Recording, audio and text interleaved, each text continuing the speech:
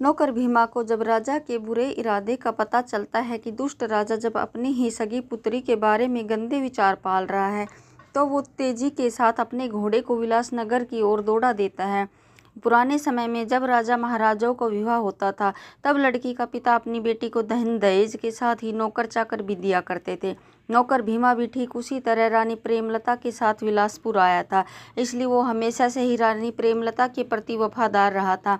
जब उसे राजा के अनिष्ट इरादों का पता चला, तो वो कैसे भी करके रात होने से पहले राजकुमारी तारावती के पास पहुंचकर उसे इन सब बातों से अवगत करवाना चाहता था।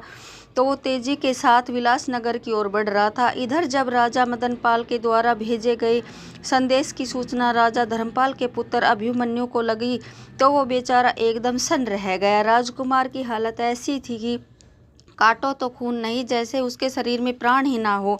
जब आज से 8 वर्ष पहले उसका विवाह राजकुमारी तारावती के साथ हुआ था, तब राजकुमार अभिमन्यु ने तारावती की एक झलक देखी।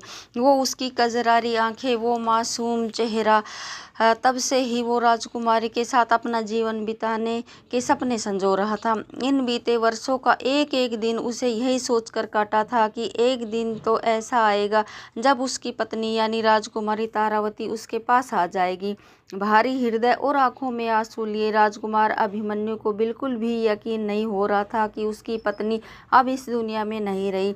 उधर दुष्ट राजा मदनपाल ने अपनी घिनौनी योजना के तहत सभी नौकरों को छुट्टी दे दी और महल की सुरक्षा में खड़े सिपाहियों को सख्त हिदायत दी कि आज रात कोई भी महल के अंदर नहीं आ पाए और न ही कोई बाहर जा पाए।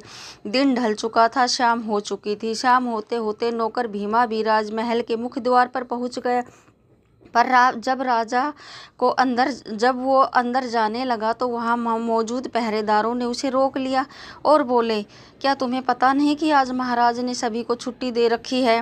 पहरेदारों की बात सुन एक बार तो भीमा सकते में आ गया था, पर फिर उसने बुद्धि से काम लेते हुए बोला, मुझे महाराज ने एक जरूरी संदेश देकर भेजा था और कहा था जब तुम वापस आओ तो घर जाने से पहले मुझे सूचित करना।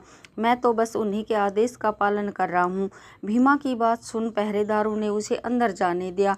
भीमा आनन फानन में भागा, तुरंत राजकुमारी तारावती के विश्राम गृह में गया।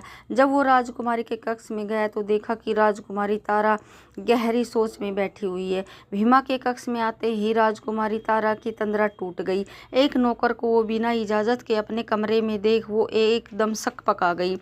देखा तो उसकी माता जी यानी रानी प्रेमलता का नौकर सिर झुकाए खड़ा है।